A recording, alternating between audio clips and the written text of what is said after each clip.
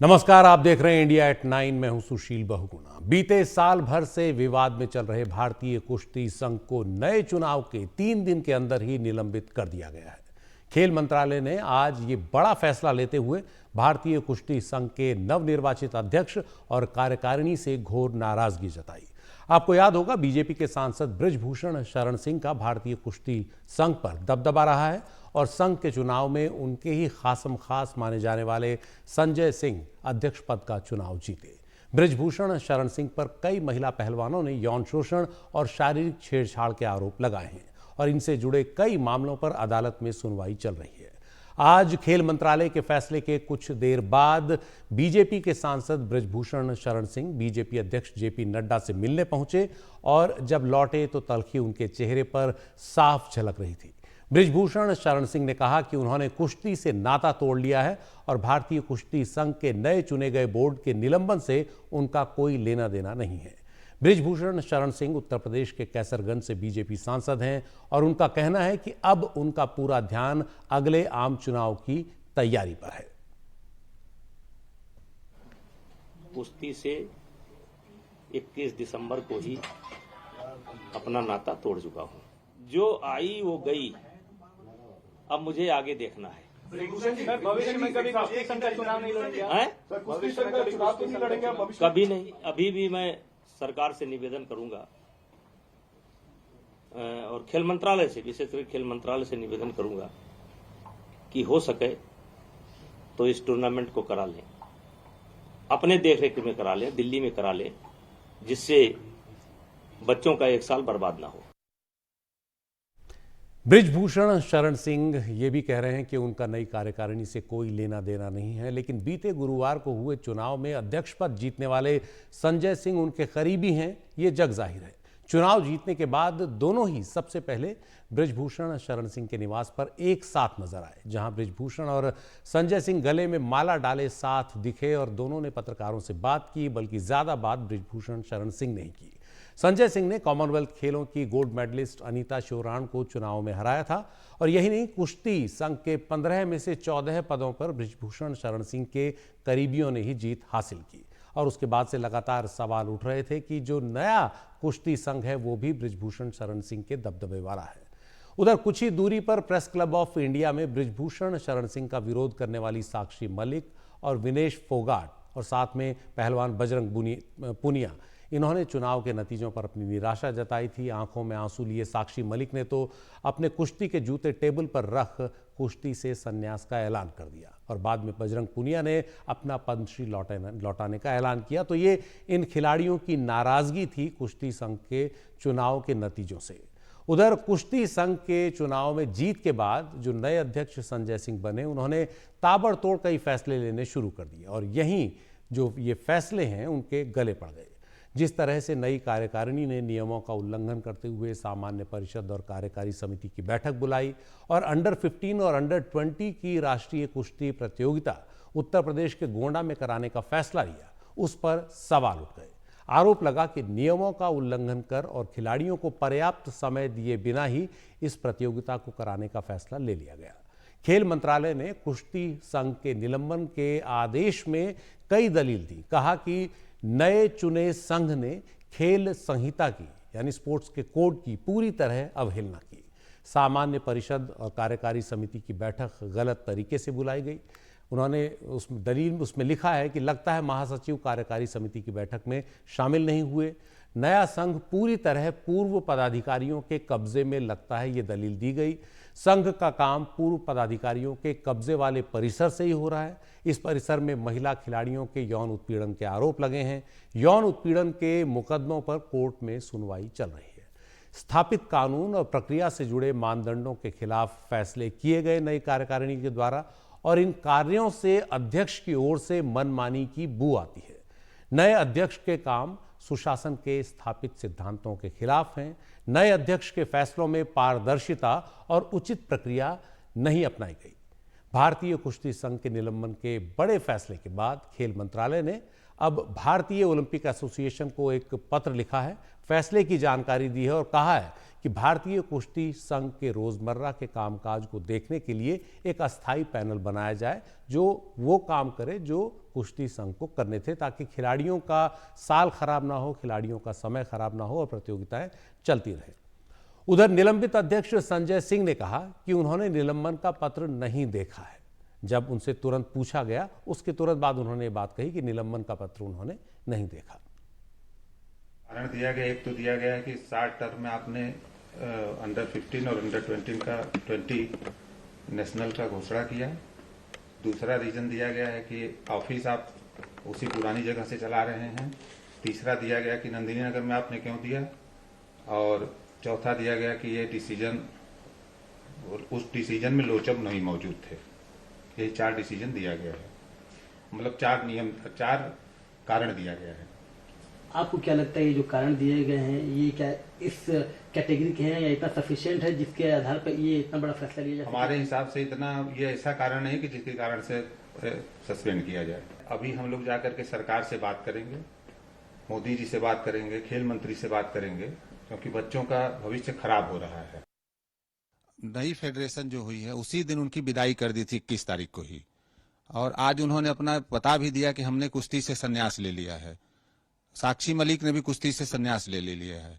तो दोनों जो जिसके ऊपर आरोप लगा था, जिसने आरोप लगाया था, दोनों लोग संन्यास ले लिए। तो अब दोनों लोग शांति से नई फेडरेशन को चलने दें, बच्चों का भविष्य अच्छा होने दें, जिससे कुश्ती जो रुकी हुई है, कुश्ती की एक्टिविटी आगे बढ़े। बार बार कुछ नेशनल होना होता है तब तक एक्टिविटी रोक दी जाती है। रह गए उनके नहीं रिश्तेदार की बात जो उन्होंने कहा है, वो क्षत्रिय समाज से आते हैं, मैं भूमिहार समाज से आता हूं, तो मैं उनका रिश्तेदार कहां से हो जाऊंगा? करीबी का जो आरोप लग रहा है, मैं भी उसी फेडरेशन में ज्वाइंट सेक्रेटरी था और वो प्रेसिडेंट थे। तो एक प्रेसिडेंट और ज्वाइंट सेक्रेटरी के बीच में रिश्ता रहता है कि नहीं रहता है? दोस्ती का रिश्ता होता है, बातचीत का रिश्ता होता है। ये तो रिश्ता था उनसे। तो संजय सिंह को आपने सुना, बाद में उन्होंने कहा कि उन्होंने जब लेटर पढ़ा तो क्या क्या वजह गिनाई गई। नाराज नजर आ रहे हैं वो जिस तरह से निलंबन हुआ है। उधर पहलवान साक्षी मलिक ने भारतीय कुश्ती संघ के निलंबन के फैसले को सही ठहराया। कहा कि उम्मीद है कि सरकार आने वाले दिनों में हम सब के लिए काम करेगी। बहन बेटियों की लड़ाई थी, रेसलिंग में जो बच्चे बच्चियां लड़कियां हैं उनके लिए लड़ाई थी।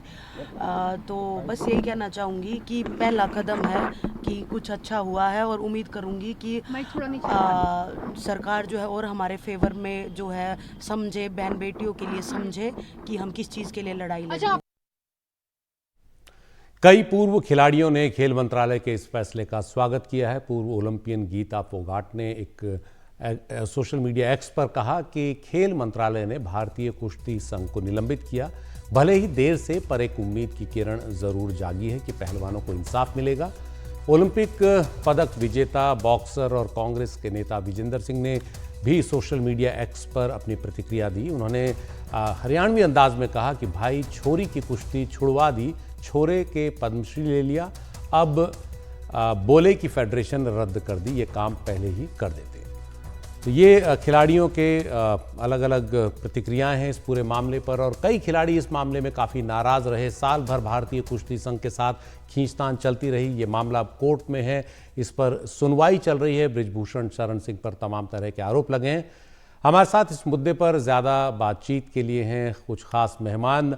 हमारे साथ हैं गौतम भट्टाचार्य जो वरिष्ठ पत्रकार हैं, खेल पत्रकार हैं और इस पूरे विवाद को काफ़ी करीबी से लगातार देखते रहे हैं, और हमारे साथ सोमवीर कादियान हैं, एमेच्योर पहलवान हैं। आप दोनों का स्वागत है। हम पूर्व अंतर्राष्ट्रीय खिलाड़ी जगमती सांगवान जो हैं उनका भी इंतज़ार कर रहे हैं, वो महिला अधिकार कार्यकर्ता भी हैं। सबसे पहले सोमवीर कादियान जी, आपसे सवाल, ये जो फैसला है देर आयद दुरुस्त आयद, मतलब देर आया लेकिन दुरुस्त आया।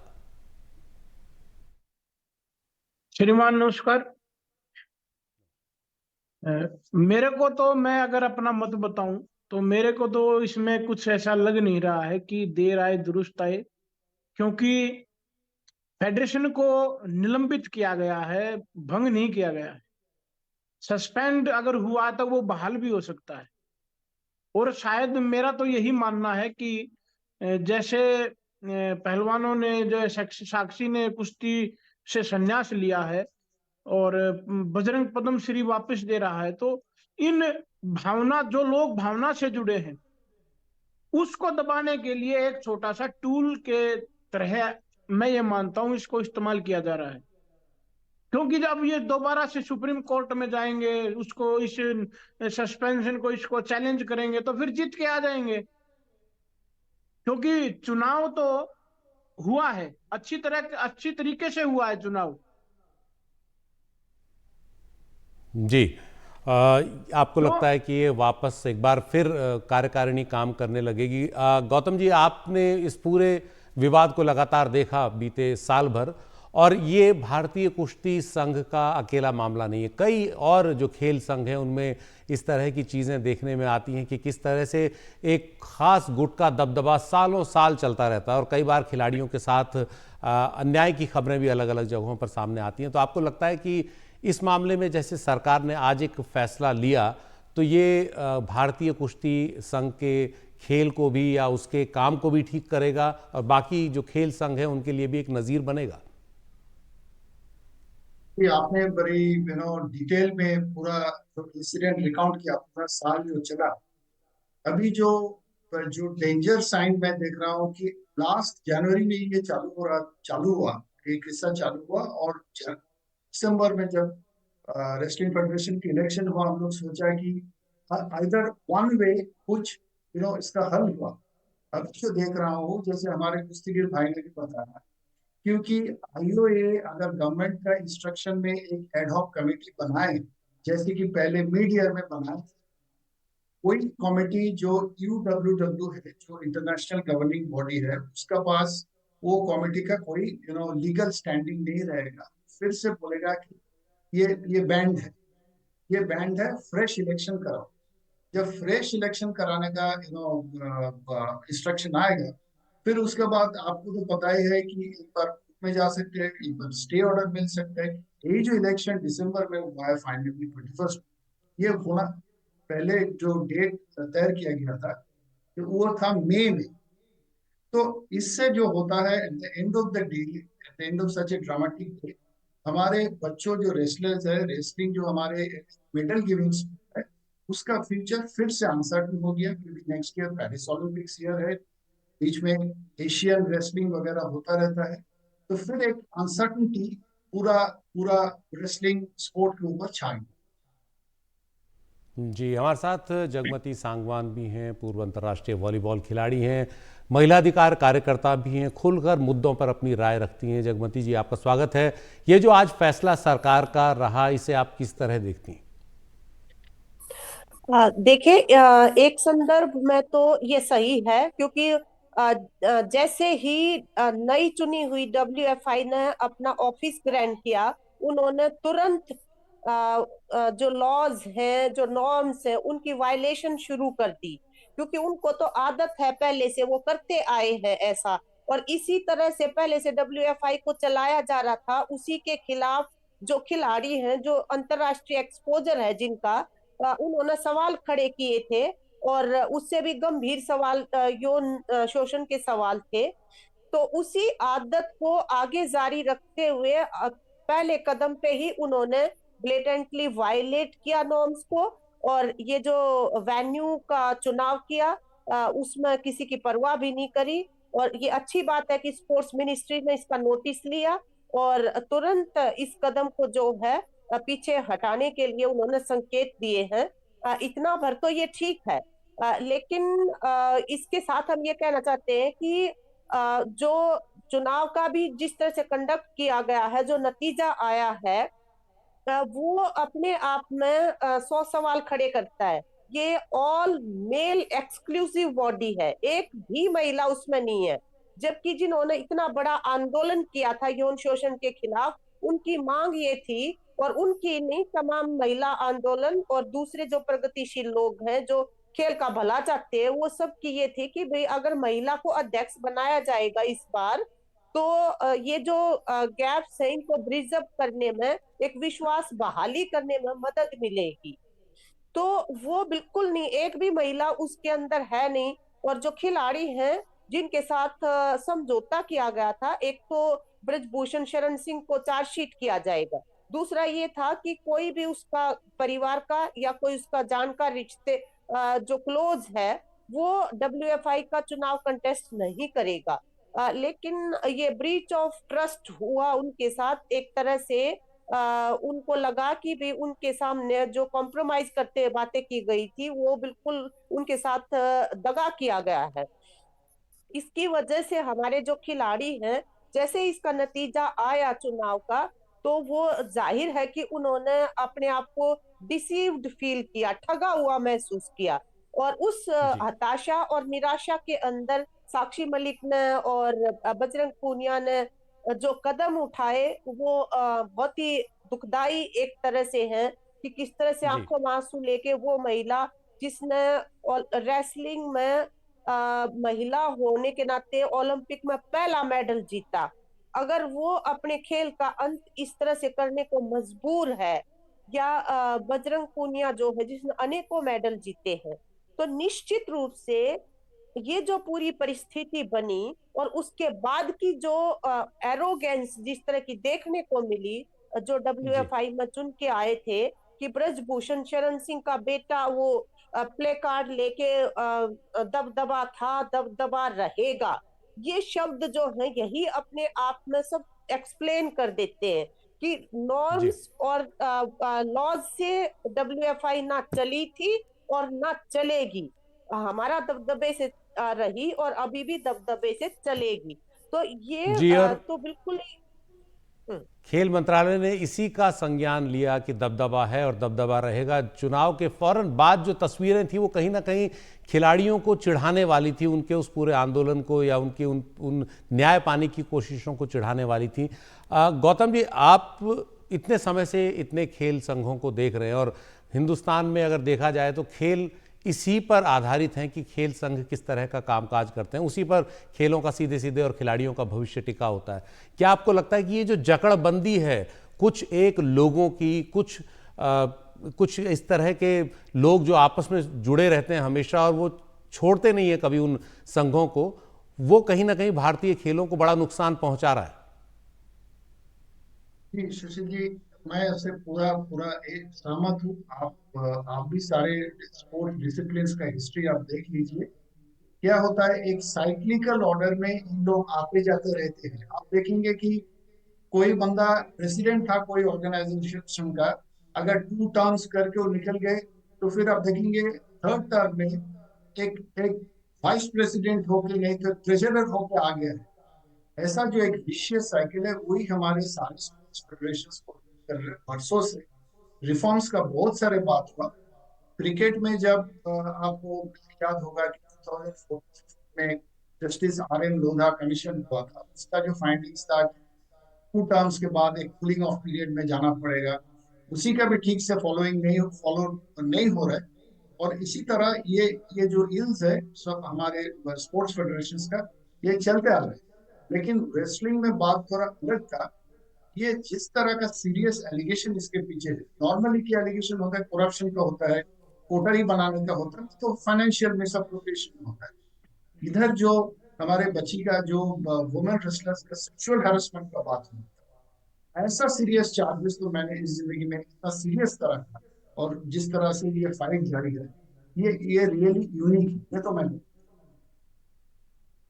जी, बहुत बहुत शुक्रिया गौतम भट्टाचार्य जी आपका, जगमती सांगवान जी आपका, और सोमवीर जी आपका इस पूरे मसले पर अपनी राय रखने के लिए। और ये वास्तव में भारतीय खेलों से, भारतीय खिलाड़ियों से जुड़ा मसला है और ये सिर्फ एक खेल का मसला नहीं है। यहाँ तो विवाद बहुत गंभीर था, लेकिन ये बाकी सारे खेलों से भी जुड़ा हुआ मसला है। खिलाड़ी सालों साल एक ही तरह के अधिकारियों से जूझते हैं, ना कोई बदलाव होता है ना कुछ, और कहीं ना कहीं कुछ खास किस्म के कोटरी, कुछ लोग वही हर वक्त अपने पैठ बनाए रखते हैं इस तरह के संघों में। तो वो सब भी बदलना चाहिए और रिफॉर्म होने चाहिए, आगे सुधार होने चाहिए ताकि खेल और बेहतर हों। भारत खेलों में पिछले कुछ सालों में बेहतर कर रहा है, लेकिन इसको और बेहतर बनाया जा सकता है अगर खेल संघों को सुधार उनमें किया जाए।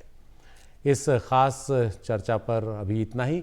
वक्त है एक ब्रेक का। ब्रेक के बाद कुछ और ख़ास मुद्दों पर करेंगे बात और ये भी देखेंगे कि हूती विद्रोही जो है वो आखिर चाहते क्या हैं और अंतर्राष्ट्रीय कारोबार को कितना नुकसान वो पहुंचा सकते हैं। ब्रेक के बाद।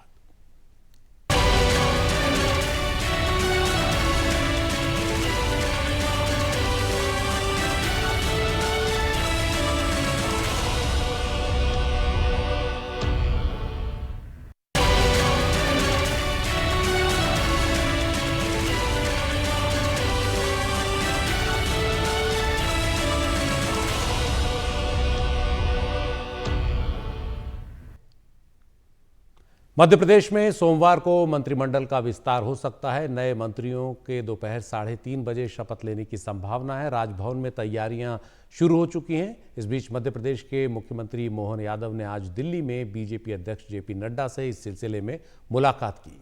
सांसद पद से इस्तीफा देकर विधायक बने प्रहलाद पटेल, कैलाश विजयवर्गीय और राकेश सिंह की क्या भूमिका अब रहने वाली है, इस पर सबकी नजर है। कल दोपहर 3:30 बजे मध्य प्रदेश के नए मंत्रिमंडल की शपथ है। मैं मान के चलता हूँ यशस्वी प्रधानमंत्री के नेतृत्व में जिस प्रकार से प्रचंड जीत मिली है, हम सब अपने नए मंत्रिमंडल के साथ माननीय मोदी जी के नेतृत्व में, माननीय नड्डा जी के नेतृत्व में, माननीय गृह मंत्री अमित शाह जी के नेतृत्व में एक बार फिर विकास के लिए डबल इंजन की सरकार के रूप में शपथ ग्रहण का मुख्य अतिथि कौन होगा? कोई राष्ट्रीय स्तर नेता जा रहा है? ऐसा नहीं होता। हमारे यहाँ शपथ माननीय गवर्नर कराएंगे। 7 दिनों में मध्य प्रदेश के मुख्यमंत्री डॉक्टर मोहन यादव तीसरी दफे दिल्ली पहुंचे और अब जाकर मध्य प्रदेश के कैबिनेट में कितने मंत्री होंगे इसकी सूची लगभग फाइनल हो गई है। ये माना जा रहा है कि कल राजभवन में 3:30 बजे के आसपास शपथ ग्रहण समारोह होगा और 16 से 20 मंत्री पहली बार में शपथ ले सकते हैं। हालांकि इसकी अभी तक आधिकारिक जानकारी नहीं आई है कि कितने और कौन से मंत्री डॉक्टर मोहन यादव के मंत्रिमंडल में शामिल होंगे। मध्य प्रदेश में जो विधायकों की संख्या है उसके आधार पर मुख्यमंत्री सहित 35 मंत्री हो सकते हैं, लेकिन चूंकि मुख्यमंत्री डॉक्टर मोहन यादव के साथ 2 उप मुख्यमंत्री भी हैं, यानी अब 31 के आसपास मंत्री डॉक्टर मोहन यादव के कैबिनेट में शामिल हो सकते हैं। कितने राज्य मंत्री बनेंगे, कितने को कैबिनेट का दर्जा मिलेगा, कितने नए चेहरे होंगे, किन क्षेत्रीय या जातिगत समीकरणों को साधने की कोशिश होगी, ये जब अंतिम सूची आ जाएगी उसको देखकर ही मालूम चलेगा। लेकिन हमारे सूत्र हमें ये बता रहे हैं कि जो बात अटकी हुई थी उसमें सबसे बड़ी वजह ये थी कि जो भी वरिष्ठ सांसद या पूर्व केंद्रीय मंत्री जीतकर विधानसभा पहुंचे हैं, क्या वो मंत्रिमंडल में शामिल होंगे। पहले उन्होंने इस बात पर सहमति नहीं जताई थी, लेकिन अब वो इसके लिए तैयार हो गए हैं। तो ऐसे में माना जा रहा है कि पूर्व केंद्रीय मंत्री प्रहलाद पटेल हों या बीजेपी के जो महासचिव हैं कैलाश विजयवर्गीय हों या जो सांसद रीति पाठक हैं या फिर राव उदय प्रताप सिंह हैं, ऐसे लोग, राकेश सिंह, इन लोगों को भी मंत्रिमंडल में जगह मिल सकती है। एक और बड़ा पेच ये फंसा था कि 12 मंत्री तो चुनाव हार गए, लेकिन जो 18 से 19 मंत्री जो पूर्व मंत्री थे वो जीत कर आए हैं, क्या उनको कैबिनेट में जगह मिलेगी? तो स्थिति लगभग ये है कि कुछ अनुभव वाले पुराने मंत्रियों को भी जगह दी जा सकती है और कुछ एकदम से नए चौंकाने वाले चेहरे भी होंगे। लेकिन जो पूरी जमावट होगी वो 2024 लोकसभा चुनाव को ध्यान में रखकर होगी। जैसा मध्य प्रदेश के मुख्यमंत्री के नाम को लेकर चौंकाने वाली स्थिति बनी थी, वैसी ही लगभग कैबिनेट की भी स्थिति बनेगी। सुबह राज्यपाल से डॉक्टर मोहन यादव मुलाकात करेंगे। 7 दिनों के अंदर वो तीसरी दफे दिल्ली पहुंचे थे, जैसा हमने बताया, और उसके बाद ये अंतिम सूची बन पाई है। बहुत इसमें रसाकशी भी हुई है, 12 दिन लग गए, लेकिन अब माना जा रहा है कि सोमवार 3:30 बजे कौन कौन से मंत्री होंगे, वो कौन कौन सा विभाग संभालेंगे, ये स्थिति लगभग साफ हो जाएगी। चुनाव जब करीब हों तो पुराने बयान भी नए नए विवाद खड़े कर देते हैं। डीएमके के नेता दयानिधि मारन के ऐसे ही एक पुराने बयान के वीडियो ने नया विवाद खड़ा कर दिया है। तमिलनाडु में हिंदी को लेकर खींचतान के बीच इस वीडियो में दयानिधि मारन हिंदी और अंग्रेजी सीखने वालों की नौकरी की संभावनाओं पर बात करते सुनाई दे रहे हैं। इसी संदर्भ में उन्होंने कहा तमिल में कि बिहार में जो सिर्फ हिंदी सीखते हैं वो तमिलनाडु में घर बनाते हैं या टॉयलेट साफ करते हैं। आपको बता दें ये पुराना वीडियो है, लेकिन इसे ट्वीट कर बीजेपी के प्रवक्ता अमित मालवीय ने कहा कि इंडिया गठबंधन यानी विपक्षी दलों का इंडिया गठबंधन, इसके नेता और डीएमके सांसद दयानिधि मारन कह रहे हैं कि यूपी और बिहार के हिंदी बोलने वाले लोग आकर तमिलनाडु में टॉयलेट साफ करते हैं। राहुल गांधी और नीतीश कुमार स्पष्टीकरण दें कि क्या कांग्रेस और जेडीयू आधिकारिक तौर पर ऐसा ही मानते हैं। उन्होंने लिखा कि इंडिया गठबंधन का बांटने वाला एजेंडा पूरी ताकत के साथ बाहर आ गया है। तो सुनते हैं मारन का वो क्या बयान है।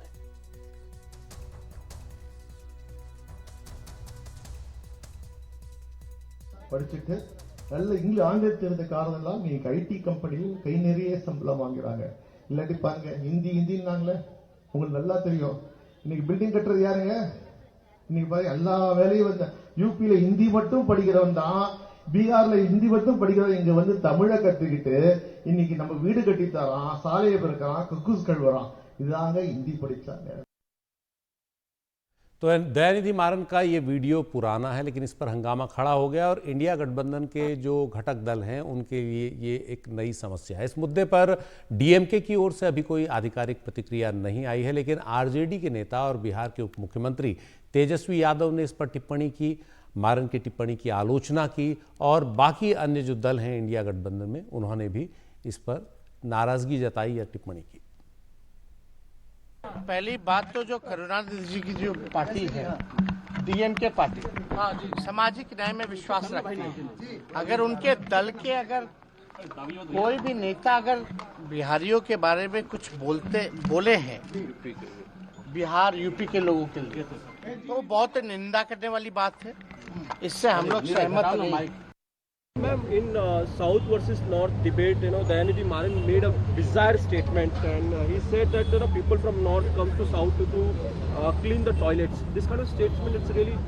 I haven't heard the statement, so I can't comment. Okay.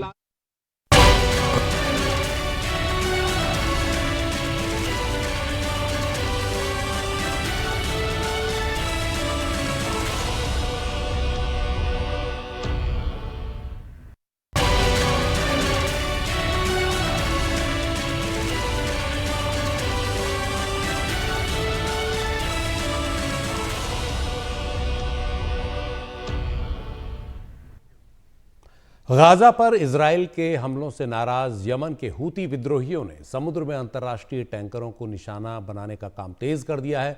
शनिवार को गुजरात तट से दूर एक टैंकर को उन्होंने निशाना बनाया, तो रविवार को अरब सागर में गैबन के एक तेल टैंकर जहाज को निशाना बनाया।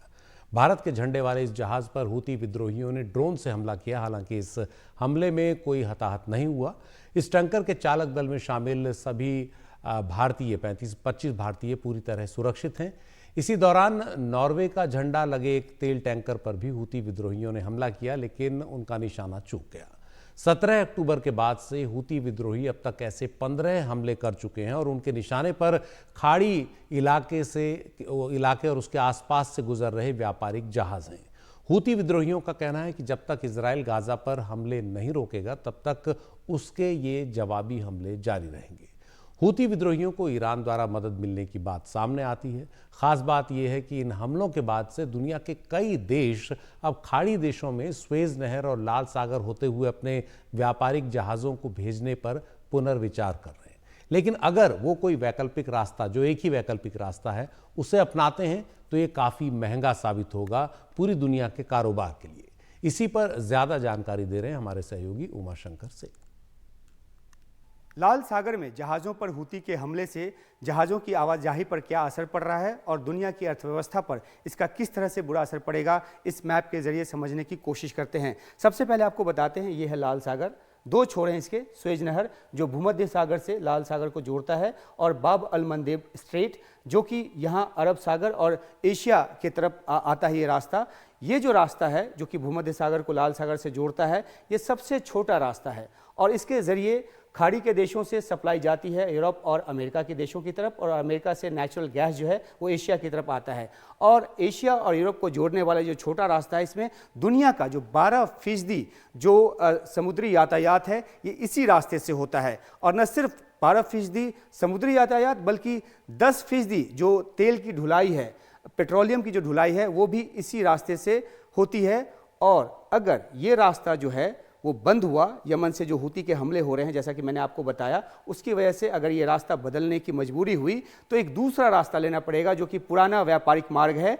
और ये पुराना व्यापारिक मार्ग जो है वो पूरा अफ्रीका घूमकर आता है केप ऑफ गुड होप के ज़रिए, और ये रास्ता जो है काफ़ी लंबा हो जाएगा इसकी वजह से। और ये जब लंबा हो जाएगा तो जाहिर सी बात है कि 10 से 14 दिन लंबा वक्त लगेगा जहाज़ों को एक जगह से दूसरे जगह तक पहुँचने में, और 4000 नॉटिकल माइल जो दूरी है वो बढ़ जाएगी। और जब 4000 नॉटिकल माइल दूरी बढ़ेगी तो इसकी वजह से जो ढुलाई है वो महंगा पड़ेगा, और जो क्योंकि ईंधन की ढुलाई भी यहाँ से होती है, व्यापारिक जहाज़ों के ज़रिए, टैंकरों के ज़रिए तेल आता है, तो जब वो महंगा होगा तो उसका असर ये होगा कि पेट्रोल डीजल महंगा होगा, और जब पेट्रोल डीजल महंगा होगा तो तमाम जो उसके ज़रिए चीज़ों की ढुलाई होती है वो हमको आपको सबको महंगी मिलेगी। तो ये एक बुरा असर अर्थव्यवस्था पे पड़ेगा, क्योंकि ये सप्लाई चेन जो है वो कॉम्प्लिकेटेड हो जाएगा, उसमें समस्या आएगी और इसी वजह से दुनिया की अर्थव्यवस्था को खतरा बताया जा रहा है, जिस तरीके से हूती लगातार लाल सागर में जहाज़ों पर हमले कर रहा है। और क्रिसमस से ठीक पहले इजराइल ने एक बार फिर गाजा में ताबड़तोड़ हमले किए हैं। इजराइल के हमलों में 24 घंटे में 200 लोगों की मौत का दावा फिलिस्तीन अथॉरिटी ने किया है। गाजा में अब तक 20,000 से ज़्यादा लोग मारे जा चुके हैं इजराइल के जवाबी हमले में, और घायलों की तादाद 50,000 से पार पहुंच गई है। इस पर ज़्यादा जानकारी दे रहे हैं हमारे सहयोगी उमाशंकर।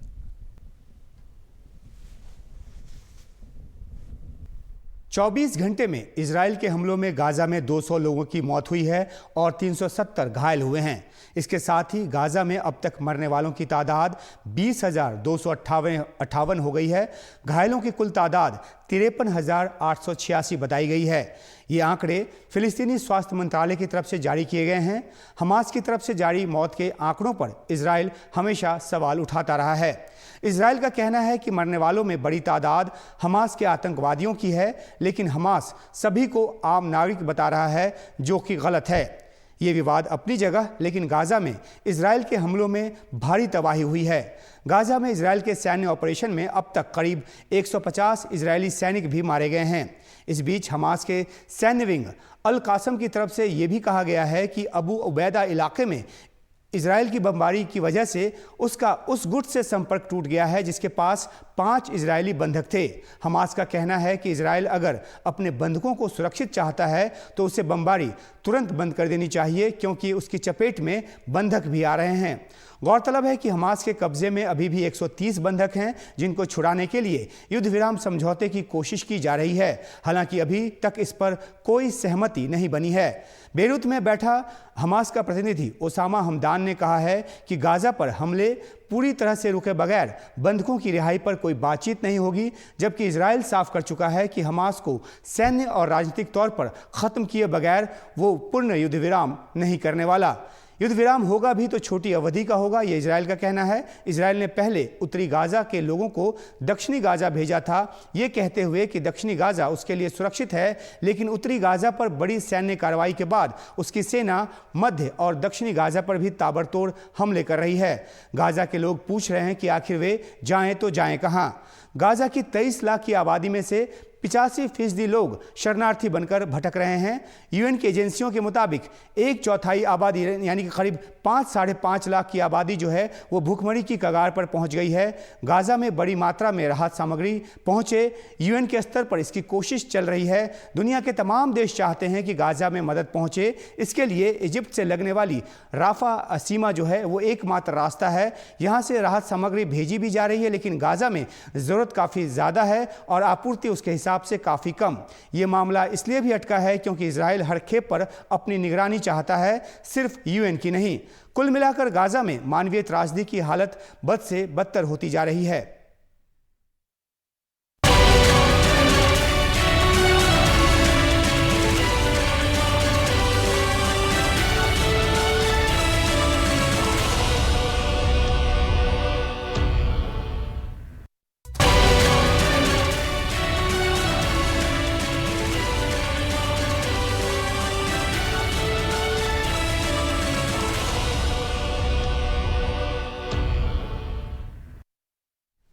खबर जम्मू कश्मीर से, जहां बारामूला में एक आतंकी वारदात हुई। यहां एक मस्जिद में नमाज से पहले अजान के दौरान पुलिस के एक रिटायर्ड एसएसपी की आतंकियों ने गोली मारकर हत्या कर दी। इसके बाद पूरे इलाके में पुलिस का तलाशी अभियान जारी है। आतंकियों द्वारा निशाना बनाकर एक और हत्या। कश्मीर के बारामूला की मस्जिद में नमाज अदा करने गए पुलिस के पूर्व एसएसपी मोहम्मद सफी को आतंकियों ने निशाना बनाया। उन्होंने मोहम्मद सफी पर 4 गोलियां चलाई। खून से लथपथ सफी जमीन पर गिर पड़े। उन्हें गंभीर हालत में अस्पताल ले जाया गया, लेकिन बचाया नहीं जा सका। मैं समझा क्योंकि हमारी माइक खराब थी, मैं समझा शायद क्योंकि मैं ही ठीक करता था, मैं समझा मत माइक खराब हो गई या उसका मत या कुछ फट गया, उसी की आवाज आ गई। हमने बस सीरियसली नहीं लिया। उसके बाद मेरी बहू ने खिड़की से, क्योंकि हम नमाज पढ़ने के लिए उठ रहे थे, मेरी बहू ने कहा कि उधर रोने की आवाज आ रही है। बाद में हम गए वहां पर, तो उधर मेरे भाई सुबह सवेरे हर रोज ये अज़ान देता था मस्जिद में जाके।